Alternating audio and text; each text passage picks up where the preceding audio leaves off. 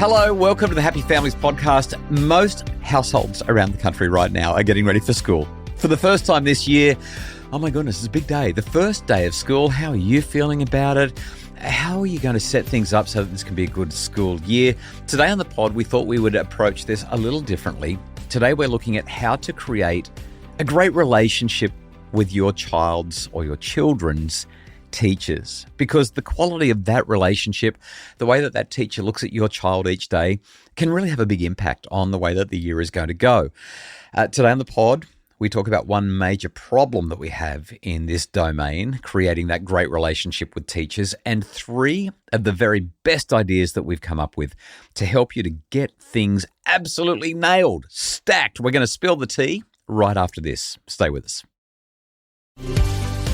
G'day, welcome to the Happy Families podcast, where you get real parenting solutions every single day. This is Australia's most downloaded parenting podcast. We are Justin and Kylie Coulson. We're the parents of 6 kids. We've been through day one more than 60 times with our 6 children. So far, we've got more day ones to come.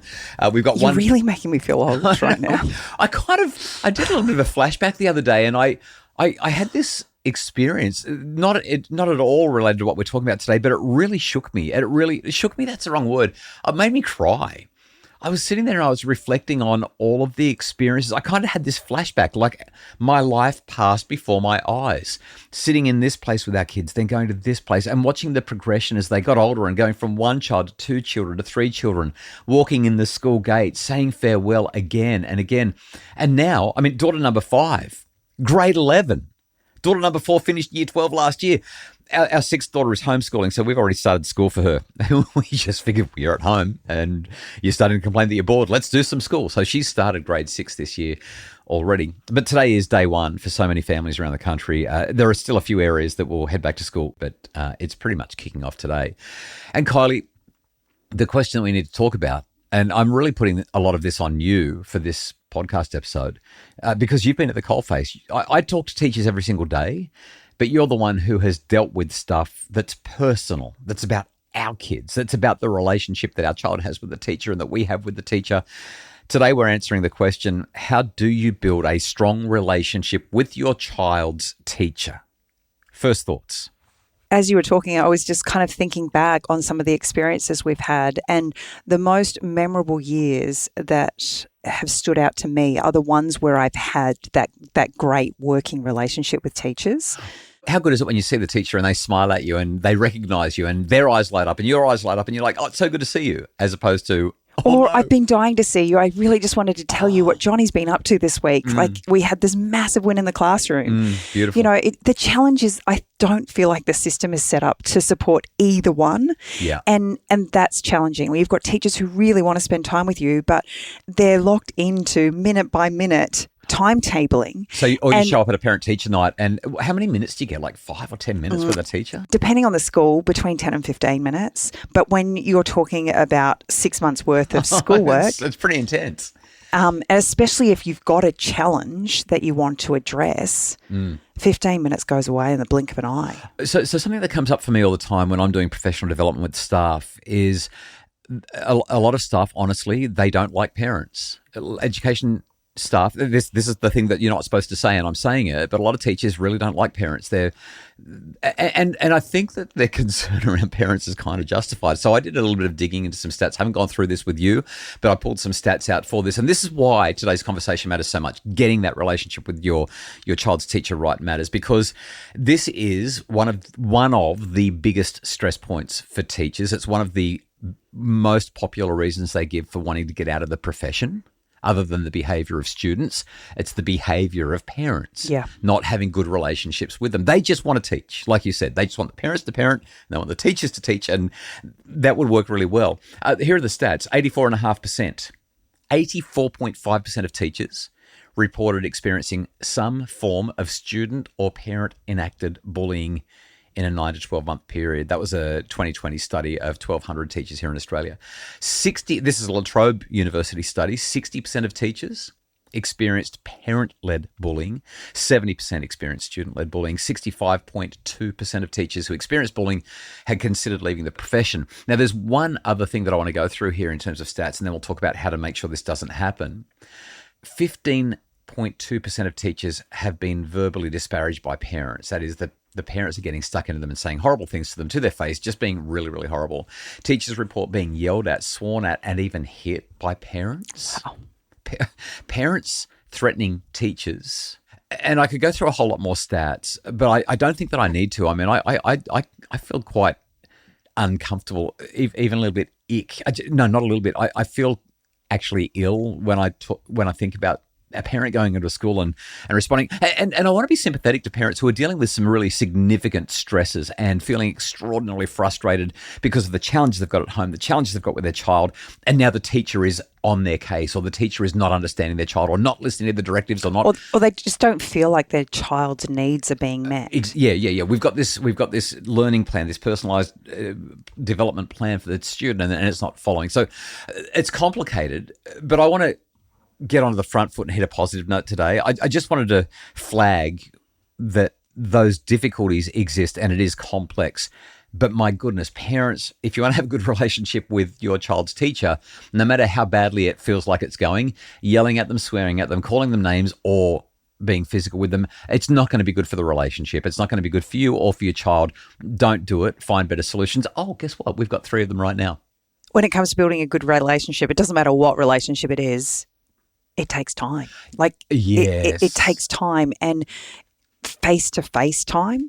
So we've just acknowledged that there are significant challenges that get in the way from it's hard doing to that. Get face-to-face and with teachers yeah. don't necessarily want that face-to-face time, and they've got up to 30 families that so everyone's are wanting face-to-face time, right? Yeah. Everybody wants a little chunk of them. Everyone's hands up. But Pick me. If it's important for you to have a good relationship with your teacher, anytime there's an opportunity to be face-to-face in the classroom, whether that be volunteering for reading or helping out with excursions, maybe offer to be of assistance if there's extra cutting out or laminating or I remember sticking that time on the wall. You contacted, you went to the school and said, can I help? And you ended up working in the library. I think I contacted, I don't know, 5,000 books. 50 books. Just putting the contact on the covers to protect the books.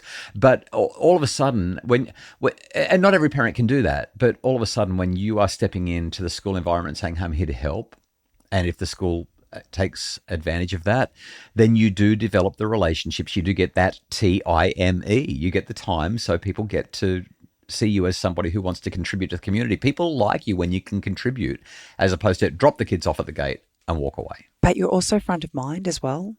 Like when there is a classroom of 30 students, if everybody's clamoring for assistance and help, you just get lost in the maze of people. Right, but the teacher will gravitate to the person that they know, that has they've got been helpful. Track record with. Yeah, so I have a friend, and every year without fail, she meets up with the teacher and she's like, I'd love to volunteer to be like the parent mum for the classroom. And everyone right now is rolling their eyes and going, no, I'm not doing it. And she's the mum who sends a letter out to everybody and says, hey, I'd love to have some catch-up so we can, kind of organise some play dates with the kids. Here's the time, we'll have coffee and it works because it means that her relationship with the teacher is fantastic. So finding a way to contribute, finding a way to volunteer, finding a way to get some face time in a helpful capacity, in a service capacity, as opposed to I want a piece of you as a teacher capacity is your first solution. And I think it's the best one by far. But after the break, we have 2 more that are, I think, dead set game changers, and we're going to share those with you. Stay with us.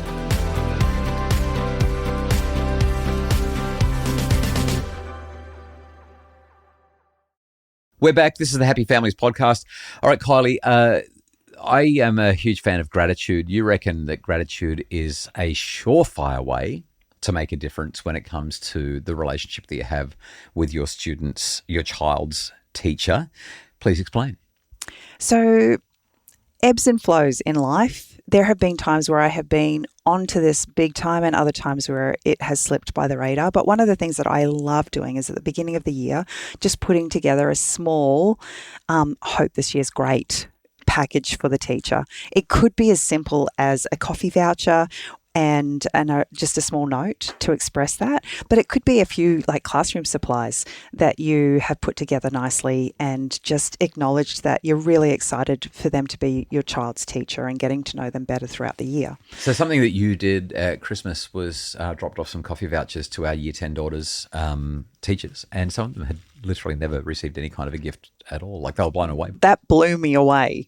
That absolutely blew me away. I mean, this does sound like bribery, honestly, as I'm listening to you say it. It does sound like you're trying to sweet talk the teachers. You know, when I are. was a kid, I vividly remember going and picking flowers from the garden, and they probably were weeds for all I remember, but my mum would lovingly put them, some little kind of wet tissue around the stems, and then I'd wrap it up with alfoil and put a little bow on it and take it off to school. And I just loved, as a small child, I loved seeing the smile on my teacher's face when I would give her something. And I think anybody appreciates being appreciated and thought of. Yeah. Even if it's just, I hope you have a great day today. So as you're saying that, I don't think it's bribery. I really don't. Well, I just want to add something that takes it away from bribery, and that is, every now and again the kids come home and they tell you something awesome that happened at school, and teachers are often a part of that awesomeness.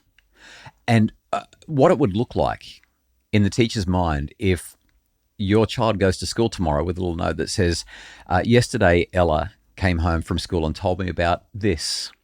I just wanted to recognise the part that you would have played in that. And thank you for having your eyes on the stuff that matters most. I mean, I'm making this up here, right? But imagine if you sent 2 or 3 of those letters through a school year. It doesn't have to be on day 1. It might not be until week 7 or something like that. But when you do that, you're not asking anything of the teacher. You're just saying, I value you. And that's got to be good for the relationship, right? I see you, I hear you, I connect with you, I get what you're doing, and I appreciate you so much. So that's my extension of it, and that's a little bit less bribery, right? That's not sucking up. That's just actually saying, because as a parent, if you ever get a phone call from the teacher and they're not saying something bad, they're actually ringing to say, your child did really well. I just wanted to tell you how much we appreciate your student. Now, most parents have not had that happen, but we've had that happen once or twice. And oh my goodness, you kind of look at that teacher and go, we love you. And I think it works both ways. I have 2 really quick ones that just came to mind. We didn't talk about them. They're not in our planning. Sure, go for it. Don't believe everything you hear. From your child, from anybody anyone else as well. Yeah. Okay, your experience is your experience. Your child's experience is their experience, and other families will have their experience. There was one time where I was devastated by the teacher choice that one of our children was given. And because everybody said this teacher, blah, blah, blah. That's exactly right. But I decided to trust the system, and I just let things be. That teacher ended up being the very person with the very skill set that was needed for my child to get through that year. I have absolute clarity around that. So that's the first thing. Love it. Don't judge a book by its cover. Don't judge a book by the things that other people are saying. Yep. And when your child comes home and tells you that their teacher is the worst person in the world, take the opportunity to understand what took place from the teacher's perspective as well. And the last thing is, be slow to judge and really quick to respond and give grace. Yeah, I had assumed positive intent as my bonus that I was going to chuck in that we didn't have time for. Sorry. No, here's the thing. Teachers are generally on your child's side. And they're human. And they have 30 children at their feet every day. Okay, so you've kind of gone on a tangent from where I was going, but you're absolutely right. But let me go back to where I was. They are usually on your child's side. They want to see your child succeed and win. And you talk to teachers about their favourite moments in the classroom. Those are the moments where it all comes together and works, especially with a student that they're having a hard time with. They are the best moments of it all. So some great take-home messages here. What we want to do is spend time in the relationship, volunteer, don't expect anything, give, say thanks, assume positive intent, send flowers, coffee vouchers, bribe, whatever you've got. Chocolates. They love chocolates. Good luck this year. We hope that helps you to build a positive relationship with your child's teacher. The Happy Families podcast is produced by Justin Rulon from Bridge Media. Mim Hammonds provides all of our research, admin, and additional support. If you are looking for more support in your family, you'll find it at our social media pages or at happyfamilies.com.au.